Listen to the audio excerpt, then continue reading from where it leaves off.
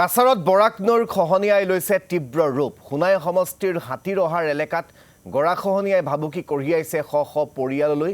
ইতিমধ্যে নৈৰ বুকুত জাহ গৈছে বহু পৰিয়ালৰ ঘৰ ভেটি। গৃহহীন লোকসকলে এতিয়া নিৰাপদ স্থান বিচাৰি ঢাপলি মেলিছে আন স্থানলৈ। এলেকাটোৰ শ শ পৰিয়ালৰ ঘৰ বাৰী নদীত জাহ যোৱাৰ লগতে কেইবাটাও মছজিদ আৰু পকী পথো নিশ্চিহ্ন হোৱাৰ উপক্ৰম হৈছে। এই সন্দৰ্ভত সবিশেষ জনাব সমীন চেন্টেকাই। কাছাৰ জিলাত বৰাক নদীৰ খহনীয়াই তীব্ৰ ৰূপ ধাৰণ কৰিছে। বিশেষকৈ সোণাই সমষ্টিত পূৰ্বৰ লক্ষীপুৰ সমষ্টি আৰু ডিলিমিটেশ্যনৰ পিছত বৰ্তমান সোণাই সমষ্টিৰ হাতীৰহাৰ এলেকাত শ শ ঘৰ দুৱাৰ ইতিমধ্যে বৰাক নদীত জাহ গৈছে। কেইবাটাও পৰিয়াল গৃহহীন হৈ ইতিমধ্যে ইয়াৰ পৰা স্থানান্তৰিত হৈ বেলেগত আশ্ৰয় গ্ৰহণ কৰিছে।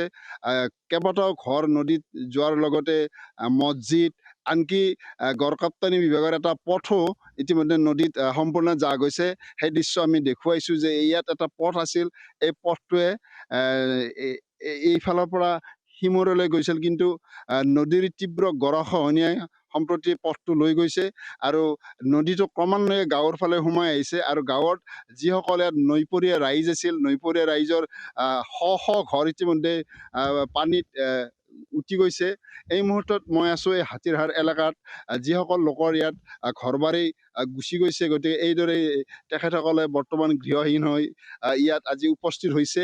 তেখেতসকলে আমাক আজি দুৰ্দশা আমাৰ প্ৰতিদিন টাইমৰ চেনেলৰ ওচৰত তেখেতে তুলি ধৰিব। গতিকে এই মুহূৰ্তত মই যি দৃশ্যবোৰ দেখুৱাইছোঁ, আচলতে দুখ লগা। ইয়াত সৰু সৰু ল'ৰা ছোৱালী আছে, মহিলা আছে, পুৰুষ আছে। এখেতসকলৰ বেছিভাগে ইয়াত মাছ মাৰি জীৱিকা নিৰ্বাহ কৰে বা কিছুমানে দিন মজুৰি কৰে। গতিকে এইসকল লোকৰ বৰ্তমান যে জীৱিকাৰ স্থল বা আশ্ৰয়স্থল আছিল, সেই ঘৰটো ইতিমধ্যে নদীত জাহ গৈছে। গতিকে এক দুখ লগা পৰিৱেশ। আমি সেইসকল লোকৰ ওচৰলৈ আহিছোঁ, আমি তেখেতসকলৰ দুৰ্দশা জানিব বিচাৰিছোঁ। আচ্ছা দিদি, আপোনালোকৰ ইয়াত কিমান ঘৰ নদীত উঠি গৈছে? গড় তো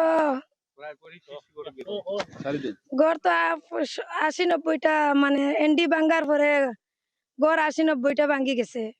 এখন আমরা অসহায় মানুষ, কোনো জায়গা নাই, জমিন নাই, বাচ্চা বাচ্চা লইয়া তোরা ফ্ল্যাট করবার আগে গড় দুয়ার সব ভাঙ্গে গেছে কি।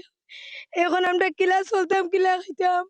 এমন তো মামা তোমার গেছে, আমরা দরকার চাই। আমার বাচ্চা চাচ্চা এই পরিবারের মানুষ ৮০-৯০টা গড়, মানুষ কোথায় যাইতা আর কিলা চলতা, কিলা খাইতা। নদীতে মাছ মারিয়া এখন মাছও নাই, বাড়ি ঘর নাই, ইন্দিরা বাসও কিচ্ছু পাই না, কোনো জাত ফেসিলিটি পাই না। নদীর কিনারের মাঝে অরুণোদয় ইটাও কিচ্ছু পাই না। এখন আমরা অসহায় মানুষ। ও দাদা দুইজন রে খবর দিয়ে আনা হয়েছে আপনার কাছে সাহায্য চাইবার লাগিয়া।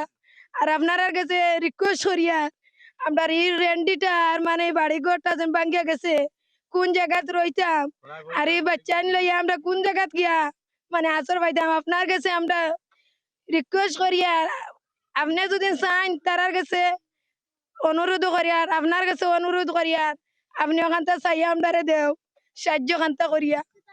এই আছিল যিসকল গৃহহীন লোক, তেখেতসকলৰ এই বক্তব্য আপোনালোকে নিশ্চয় শুনিছে। গতিকে এক অসহায়, অসহনীয় এক পৰিৱেশ, যে চকুৰ জল, চকু পানী ওলাইছে। ধন্যবাদ জ্ঞাপন কৰিছোঁ সমীন চেন্টেকা।